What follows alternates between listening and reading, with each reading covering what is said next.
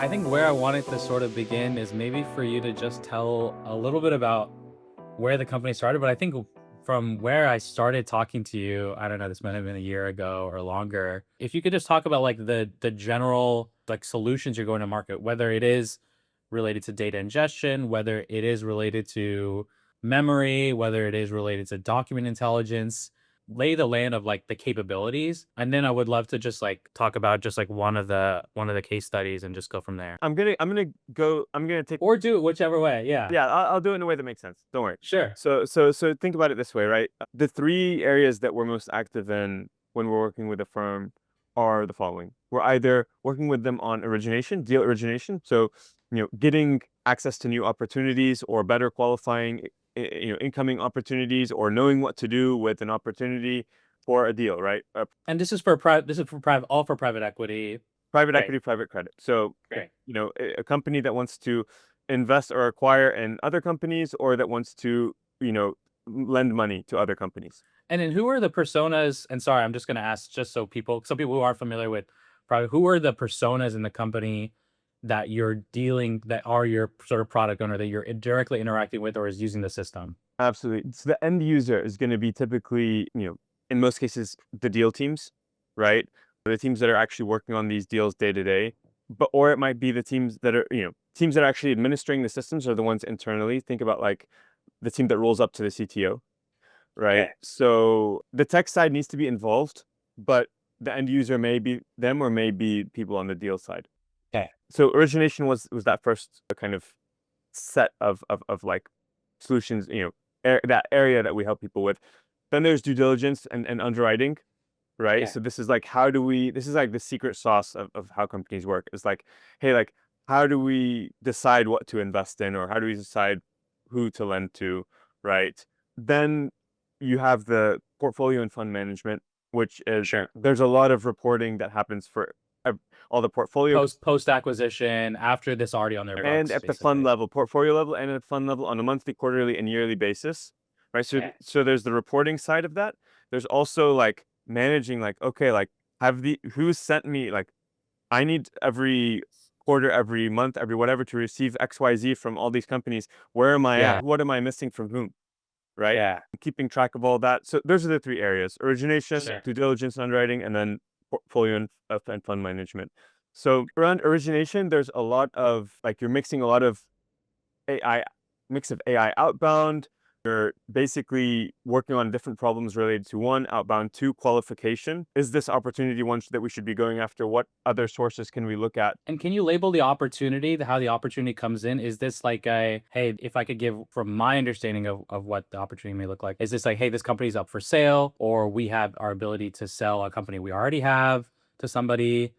Can you give me just like the categories of opportunities? So a few different opportunity types at a very high level, like situations are like, hey, like, yeah, one is this company is up for sale. We find out that this company is up for sale. And let's say someone reaches out to us. Let's say a fund that we know reaches out to us and, sends this our way. We need to be able to qualify this, right, Right. effectively. Another, side of things is more proactive. Be like, okay, we're going to buy lists of companies out there that fit our target market. And we're going to go and do research on them. And we're going to see if they're a good fit for us. And we're going to reach out Great. to them, right? So there's the Great. inbound, then there's the outbound as well, Yeah. right? So very similar just to every sales motion. Okay, cool. Absolutely. Absolutely. Yeah. Does that answer your question? That answers, yeah. Okay, cool. And then I guess my other question would be, are they using, this is just like a maybe a personal, are they using things like acquire, what is it, like acquire.com or like one of those listing sites? Does it depend on like the sizes, or are they using those like new brokers that are kind of like, Some of them are, some of them are. I've heard that the types of companies on there are pretty low quality typically. yeah, yeah. But yeah, some of them are, but like they're never reliant on those sites. Absolutely Okay, not. okay, okay, okay. Yeah. Cool. So that's kind of a little bit about the origination side of things. Around the due diligence side of things, there's so many different, there's a few different steps that go into due diligence. You need to have some type of pre-screening to screen the opportunity and to give the team an understanding of like, okay, what are the major risks? Or is this something that we need to move on, through our process, or do we need to say stop and like put it to the side, Yeah. right? And so what goes into that, right? The SIM which is a bunch of information is rolled up into a document that the company gives. Yeah, can you talk about that process? The sim is not something that you create. Something that the company that I is up see. for sale creates, but it's usually Oh, okay, TrivateEquity works okay. with them on that. It's a very traditional process of putting that together. There might Okay, be a okay. sim, there might be financial statements, there might be I see, other I see. So this is like your data I'm room. just talking about data sources out there. I There are see, I mostly see. Okay, different okay. data sources, right? I thought the sim was Primary, something that they're no, producing. no, the primary one is the sim, right? Okay, But okay. you need to ingest all of that information and then, put together that scorecard, let's say that pre-screening scorecard for that company. Yeah. And then if it passes through that, you need to start running some deal models, some models Yeah. on this company, right? Okay, what is, do you need to do a valuation analysis, maybe a shareholder analysis, maybe discounted cash flow analysis, maybe a Yeah. leveraged buyout analysis, all this stuff, right? And this is like the bread Yeah. and butter of what analysts and associates do on a day-to-day basis.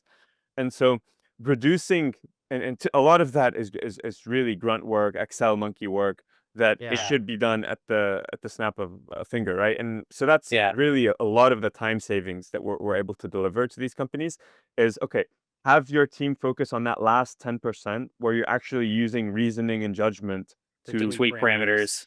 and to really like Make figure a out if the judgment call. company's Yeah. if this company is a good fit instead of spending 90% of your day Great. crunching numbers and then the last 10% just like doing the judgment. Spend more time on the Exactly.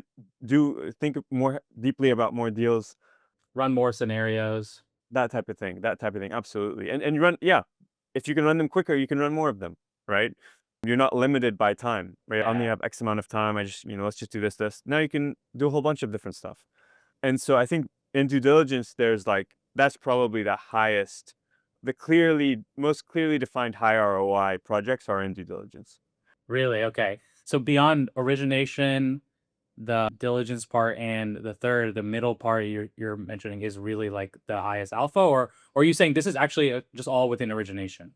No. This is due diligence. This is due diligence. Okay. Yeah, Okay. Okay. Okay. because yeah, you're doing that pre-screening. Yeah. You're actually running those deal models. You're then actually putting together the memos that you're going to take to the investment committee to Yeah. Yeah. actually put something in front of them, right? And there's different versions of those memos, and the whole due diligence process is pretty bespoke for each company because this is their bread and butter. This is what makes a Yeah. private equity firm So differentiated. that's my next question is like, what when you guys go in, and I feel like this is why this problem is more apt for a service company than it is from like for like a due diligence AI product, right? Which we see these verticalized or process specific AI products, but where I find that they're going to fall flat is by the time they add all the bells and whistles, very similar to why you guys got into services, it will have been 2 years, 3 years, right? Because building product is hard when instead, if you can go in and tweak and build a solution that works for them today,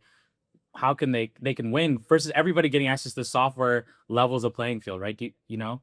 Yeah, and these companies are pretty opinionated, right, on how they do Okay. things. And so Yeah. our leading pitch is, hey, like, we're not asking you to do things differently. We're asking you to do what you currently do, but at 100x the speed, right? Like, Yeah. we're not here to sell you on a new way to run your business. Yeah. We're here just to say, okay, what do you do? Let's automate the hell out of it, right? And so you Yeah. can do it way better. That's really, really So great. I think, yeah, that's like a big part of what we do. And then the last part is around portfolio and fund management, which I think told you there's a big reporting aspect to that. Think about it Yeah. this way, like, I mean, and there are a lot of players out there, software players that make it easier for companies to get data from their portfolio companies. Like, Can you name one or two of these? yeah, like 73 strings, chronograph, eye level. These are Okay. terms that basically Wow, I've never heard about any of those. That's they're crazy. very, So yeah, this is a they're huge market.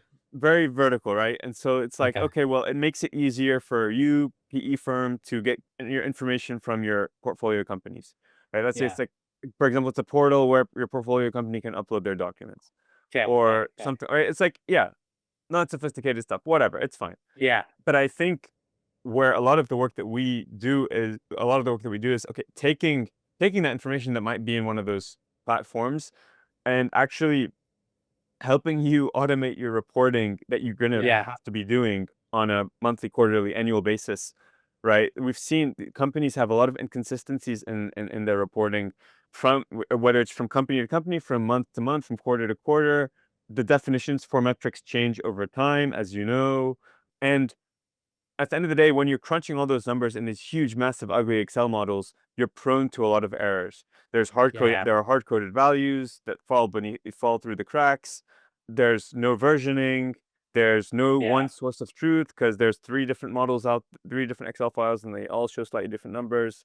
V1, V5, like all that V1.5, yeah, yeah, yeah. So on and stuff. so forth. And the thing is, it's really the accessibility is also not there, right? Because like if someone wants to, understand, hey, like how did this company do, whatever last quarter, and they have like, reporting team, like send me this huge janky Excel and like trying to play around with it and it's not loading and whatever, it's not working Yeah. and the numbers are weird. Can I trust these numbers? Like it's just an Excel file. Like anything can be changed at any moment. Like Yeah. rather than having let's say just something in Power BI where you don't even need to go and play around in Power BI. Just like you select the reporting and Yeah. just download it, and it's bulletproof. The logic is encoded. You absolute trust in the way that it's being reported, and you're automating that whole process because now have data pipelines that are going into iLevel, going into all the other data Okay. sources you have, combining everything into a data warehouse. It's cleanly architected. You have a clear set of transformations, so on and so forth. As you know, this is your bread and butter. You know this. Yeah. And I guess like selfishly, I just want to ask like, where are you now?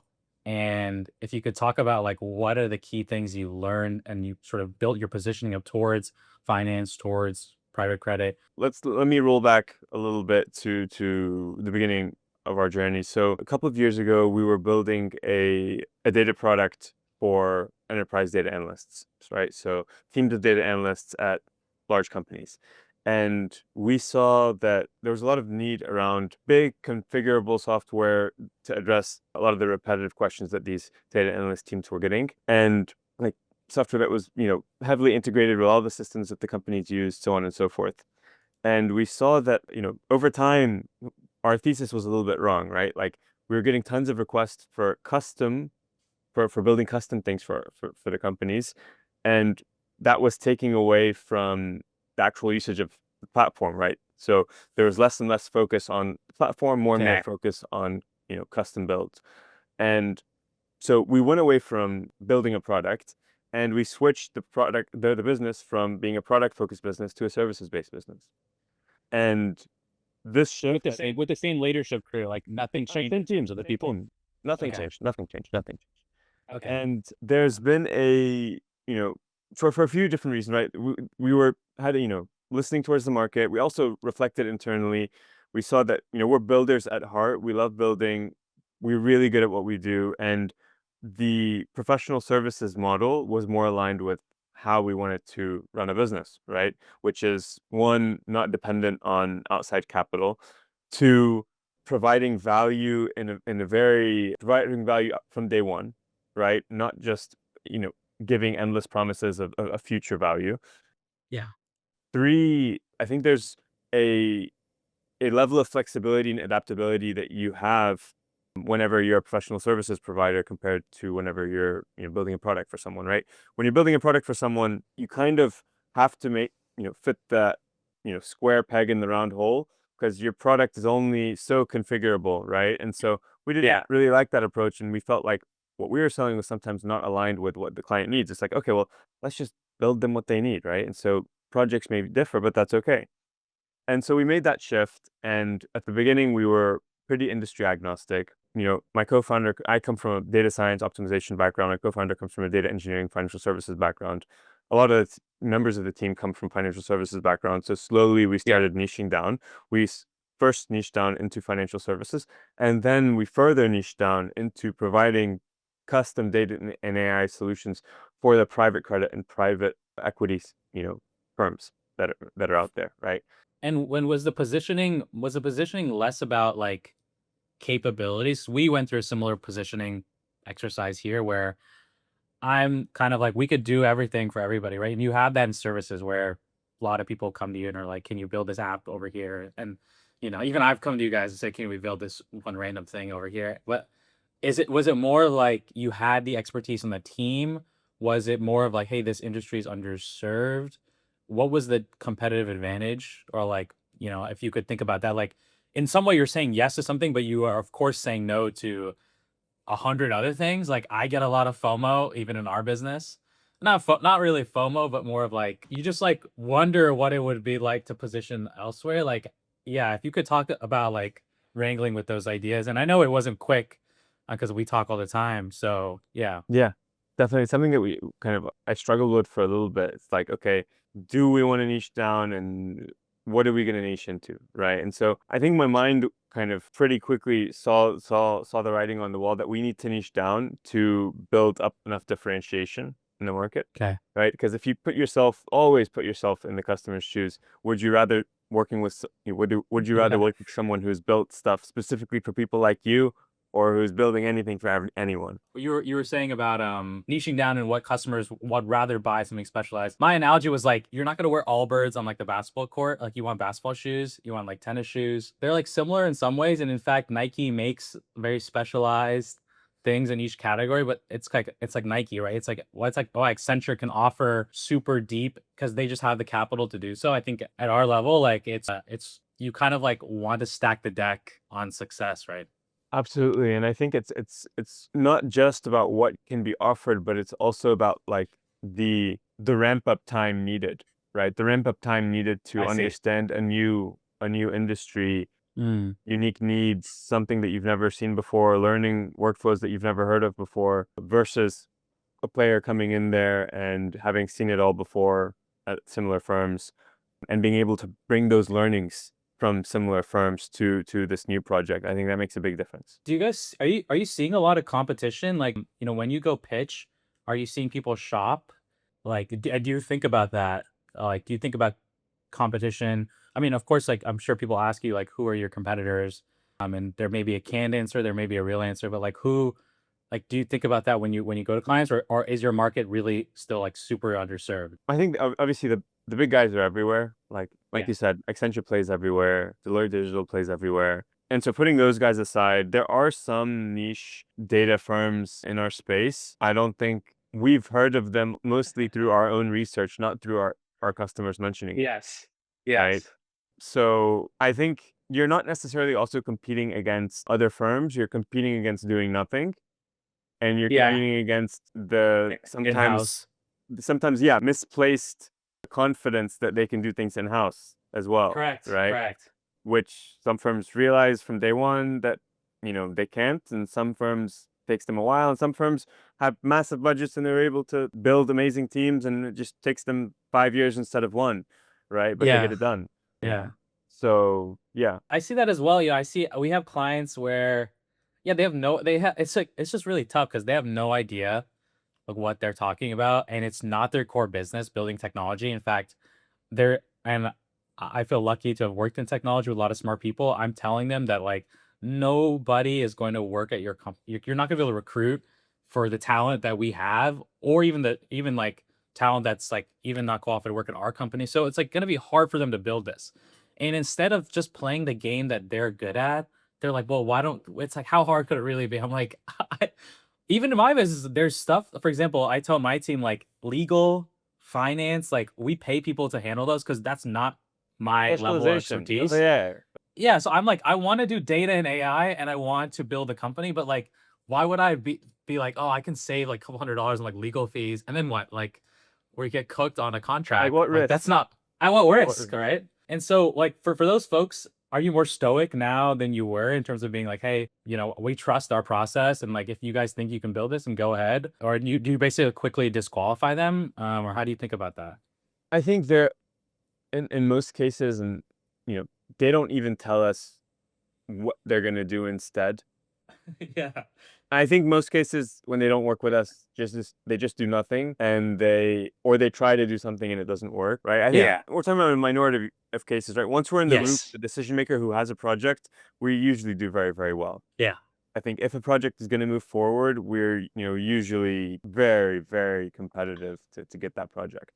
And in terms of like insurance company, maybe my sort of last question about like just like go to market motion. Like one of the things that we're doing on the AI side and trying to do more on the data side is and this is one of the themes that I'm speaking to our sales and marketing team about is show versus telling, like doing way more show, right? And I think because we have AI, because we're nimble and small, because people like me and you who run the companies are very close to the ground, it's easy for me to be like, you know, we have 2 days before our next call. Like, can we just spin up some synthetic data, put a dashboard together?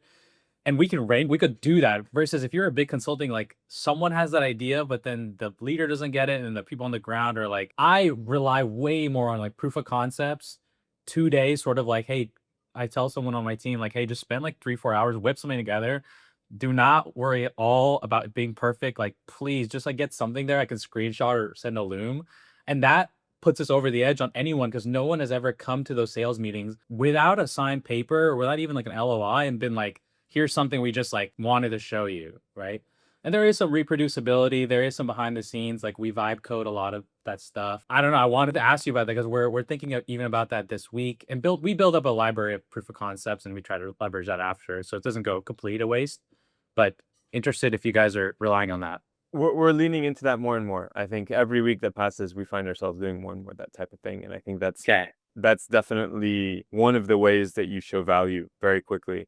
Sometimes it works and sometimes it doesn't, but it's definitely worth investing that time. It also gives, I think, team members a good idea of like putting themselves in the customer's shoes to see what would be important for a customer. I think it's good externally and it's good internally, right? Because I do know that like, we're trying to build a really elite team, and like that starts with finding elite engineering talent, and we're good at that. But then because we're so niched down into a specific area, we have a bunch of in-house expertise in financial services, and we need to bridge that gap between the financial services expertise and the engineering expertise, right? And so having more of those conversations internally about what would someone in this space find valuable is always productive.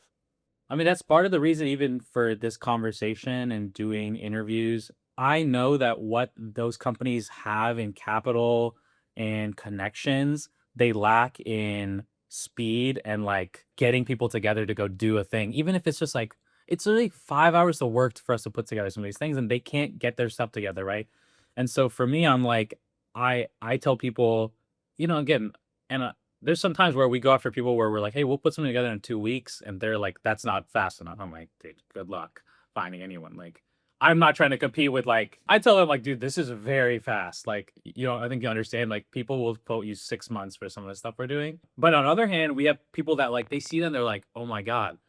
When they've hired consultants before, or they've worked with in-house teams, and then they see us, that's much better comparison than going somewhere fresh. Part of this is like, going up market, right? Working with people who have done this a couple times, or who have an internal team that's maybe not serving them, or that's struggling themselves.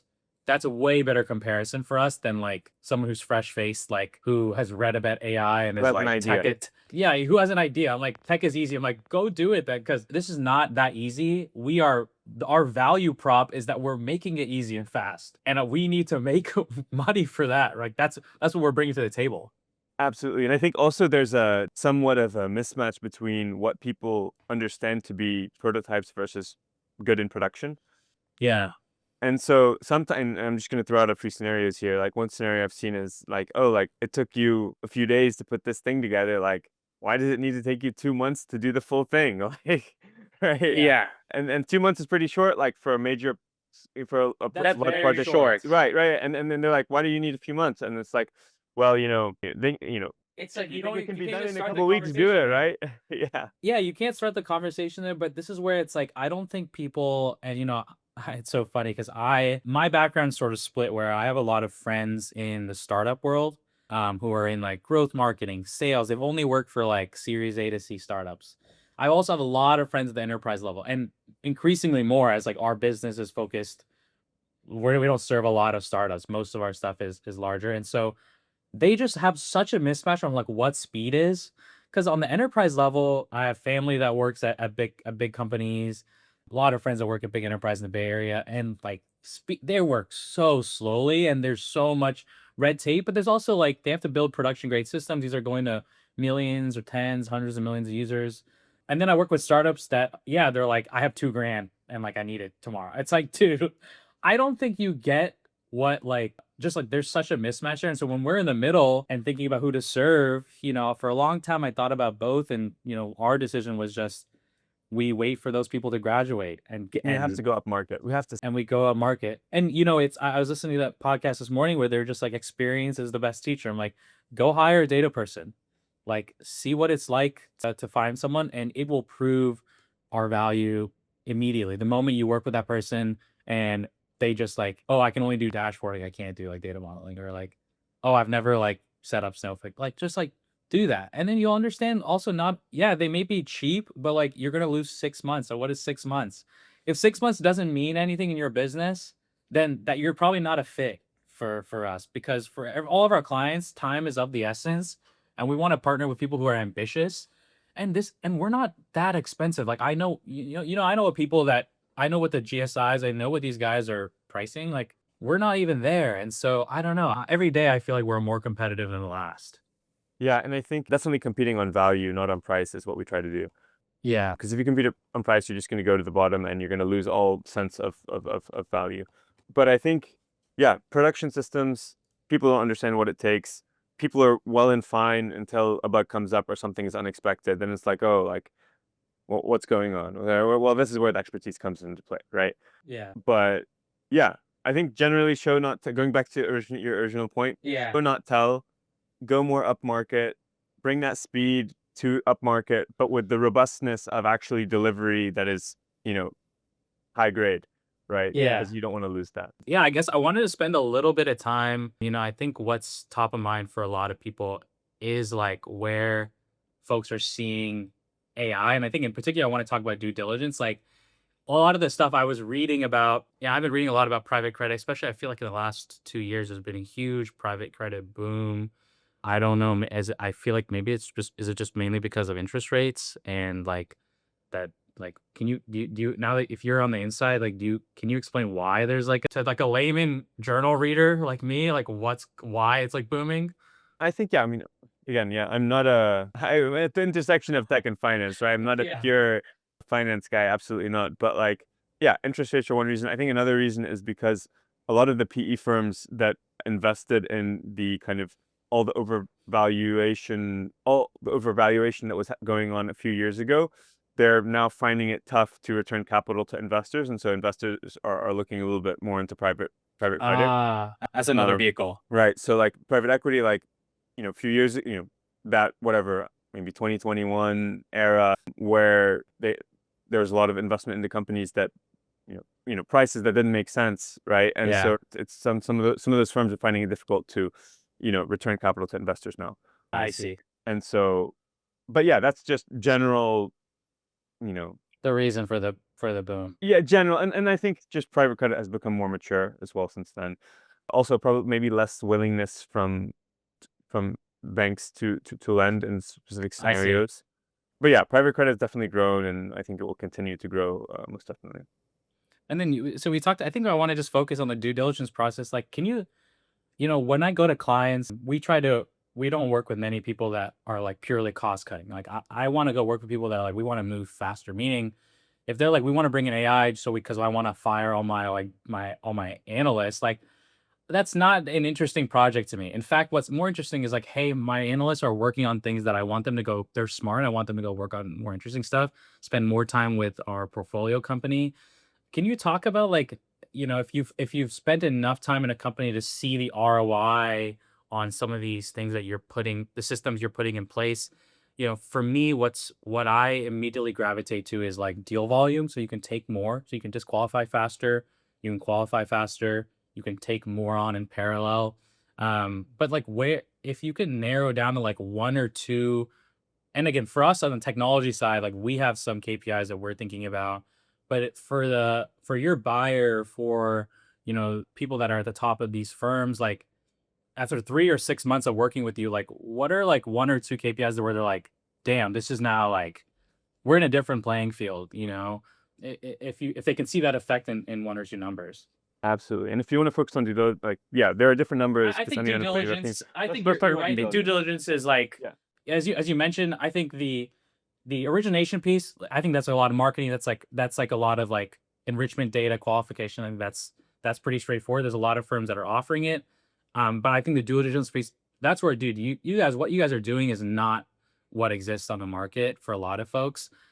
and it exists in data, but it's a flavors of every company is doing some level of like this problem. So maybe we focus on due diligence. Yeah. Absolutely. Absolutely. And I think, yeah, you mentioned, I think deal volume is the biggest one, is the biggest kind of very tangible metric. Okay. It's like, okay, well, if we can enable your team to handle 50% more deals, right, without working 50% more hours, obviously, Yeah. then like everyone wins, right? So there's deal volume, which is very, very tangible. And I think there's another, something more intangible is just like you're getting better opportunity. You're better analyzing those opportunities because, like you said, you have more time to run a bunch of additional scenarios, spend much more Quality goes on up. the reasoning and judgment. So by definition, your outputs will be higher quality as well. It's really Okay. tough to quantify that though. The time horizon is pretty long. Yeah, and it's not something that you can really attribute effectively, right? Yeah, It's like yeah. so That's why people ask me like, "Hey, what's the ROI of using data?" Like, and I'm like, "Well, I don't know. Like every decision, how can I measure the impact of making every decision But a the little thing is, bit better?" I think there needs to be some type of excitement and enthusiasm from the client side to actually, Yeah, make move this a win. forward, right? Like if they're coming in like being very nitpicky and very skeptical, it's like, okay, well, Yeah, maybe it's not a good fit. Like there's correct. some companies that want to do stuff old school and want to keep doing it old school, and that's totally Yeah. fine. But like, it's not a good fit to work with a freaking data and AI firm. Right? Yeah, yeah. I'm like, if some companies run on gut, and I'm like, dude, you're crushing it. Maybe your gut is right. Like, I'm not here to analyze that. Like, if you want to keep running on your gut, you don't want to use data in your But if meetings. you're gonna So, scale, so be it. But if you're gonna scale, and you want is all your employees gonna run on to have the same gut instinct as you do? No way. right? No way. You know? Scaling is important, right? I want to work with firms who they want to grow and they realize that they need to, you know, digitize and automate their processes in order to grow, right? Yeah. I think it's very tough to work with a firm who's like, we have X number of people, we have X number of, we do X number of deals and it's going to stay that way. It's like, okay, Okay. well, like if I save time for your team, like you're still going to pay them. You're not going to get rid of anyone. Like, Yeah. what's the value, right? So like, I think you have to work with firms that want to grow or want to, do something, do Yeah. something expansive, right? And differentiate, right? Because of course, I think in I don't know what timeline, whether it's 5 years, 10 years, 15 years, where everyone will use AI, but the floor is going higher, right? So it's like what they say, it's like rising tides raise all ships, right? So at some point now, if you're in one of these nascent industries and you're like, dude, I can pick up all these like scrappy AI tools, I can get a firm like us to come in and implement. You may be 20%, and maybe that gap shrinks over time, but like even a few years of having a little bit of an edge, like the growth will compound, right? If you stand out in your market, especially if you're not one of the big folks, who has the luxury of a brand or just getting stuff handed. And I think there's also a factor that is underappreciated, which is like how your team feels about it. Like you're gonna be able to attract better people. You're gonna be able to keep your best people. Yeah. Right? If they're working with like cutting edge systems that are allowing them to do so much more with their time, you're gonna keep your team more happy and you're gonna bring on the best people. Yeah. Like I mean, it's also like I feel like most now it's like the millennial generation is entering like decision making. Gen Z is next. Like for you to recruit the smart people, and if you're not using AI, then you're gonna be like, what are we even doing here? Right? Like I'm already like that. Like everyone we bring on, the only question, like one of the big questions I ask them when I do my interviews, I'm like, how are you using AI personally or professionally? Like, and there has to be an answer. Because like I don't know, like how have you not heard about this if you're in a technical seat, Or even if you're Sad. not, and that's the thing, that's what we're trying to get to, right? Yeah, I And I see. think, I mean, like, if someone on the deal team is not necessarily absolutely not technical, right? But like, Yeah. it's gonna change the way that it's gonna give them so many more capabilities than they have today, right? Even if they see the benefit of like AI meeting recordings and speeding up their time, then when you sell them what you're doing, they're like, oh my God, like they just drag the thing out. But if they've never even like understood like why that's important, it'll be a hard sell. So I think I want to just do one quick question, and then I think I have one sort of closing thing. Can you just, for these solutions, like, can you talk about the form factor in which they end up? I think this is important for a lot of companies, where there's a lot of companies I think that are selling, like, hey, yeah, we move your documents here. And I want to be very specific with like, Is this in Slack? Is this in Teams? Is this a separate UI that they're interacting with? Is this like an email? Like how do like what's the feel of the actual like deliverable? So typically, right, and this changes depending on Typically. what we're actually building, but typically it's its own application. It's an internal application, Okay. right? And for those teams that are, in the case of due diligence, it's like the deal teams are using this application all day, every day, right? And Okay. so it's like your go-to center to Nice. go through your deals, right? All the different stages, right? Great. So that's kind of how it looks typically. But yeah, that's a painting with a broad brush. Is there a reason you developed, like you decided on going for let's deploy something that is a standalone app versus integrating into Slack or a Teams or an existing sort of workflow? There's not enough. There's not enough that like Okay. you need That's that. like You need the all the capabilities. features. You need capabilities of custom application, I think. And if they're using, there are always ways to connect it so you're not adding additional friction, right? Okay. So like, for example, if a company is already using, let's say, Retool internally, right, for some Yeah. stuff, you can build it in Retool. Like that's fine. Exactly. It doesn't matter. Okay. Like, so but it's typically its own standalone application if you want it to do all the depth of things that you typically want it to. If it's handling your whole due diligence process, Yeah. you need it to be there. No, I'm impressed that people are like that industry is investing in this, and that's awesome. Like I It's not think everyone. They're it's absolutely not everyone. I think for the ones that are, man, like they're taking advantage of like the fact that in 2025 you can develop your own applications, internal software basically, for so much cheaper than buying something. Yeah, I guess my last question, I don't know if I've ever asked you this, but like what's your vision now for the company? Like Absolutely. I think we spent a lot of time talking about clients, about the industry, but I love talking about our team and why I like kind of wake up and come to work. As much as I love data analytics and the clients we work with and the industries we play with, it's grueling to run one of these businesses. So like, and for us, I think I know where we are today. I knew even a year or two ago we'd get here. So we're sort of forced to see the future a lot, and so it's not that glamorous when we get there. Sometimes, like I'm like I thought we would arrive at something like this. I don't know if you feel similar, but like tell me what, if anything, has changed about your vision for the company, and like yeah, I don't know. That's sort of open ended, but maybe we can close on that. Yeah. Since day one, we've sought to build a company over the next several decades, right? We're building a very long-term company here that will be a major global name down the road, right? That's Oh where yeah. that's where we're going. So we're not rushed. There's always a sense of urgency, but we're not rushing to see results today or tomorrow. And so today, obviously, we work with GPs, right? With private equity and private credit firms. Over time, that's going to slowly expand, right? Over time, I see a world where we work with portfolio companies. I see a world where we work with investment banks. I see a world where we can actually potentially co-invest into those portfolio companies. There's a huge set of adjacent areas that we can get into that will happen, over the course of time, right? Awesome. And so, yeah. That's good, dude. I love that. Like I think it's helpful when you know the games you're playing in this business, and like that's really great. I mean, I know we're sort of at the end, but like I didn't even get to ask you like how are you guys are using AI in your company? Like several questions, but I feel pretty good. Like I think we covered a lot of ground on this. So anything else like before we sort of like wrap up that you want to mention that we I can want to plug ask in? you, like, where do you see your company going, and like, what are the biggest challenges today, and like, where do you want to be? Where are you trying to take this thing? Yeah, that's a good question. I think for me, I my background as like a freelancer, as a contractor, I always knew that I didn't want to just sort of juggle two clients. I wanted to grow. But it's been a slog of reinvestment since I started the business of like as soon as I was able to get two clients, I invested that back into okay, form the company, hire someone, move. So it's only been until recently where we have a great crew of internal data folks and AI folks, and that we're starting to get a lot of traction on the sales side. I mean, for me, I want to be known as a firm that's like very empathetic to new industries, new challenges, but can compete with the biggest people. So when people ask me who we compete with, I've always said Accenture, Deloitte, BCG, EY.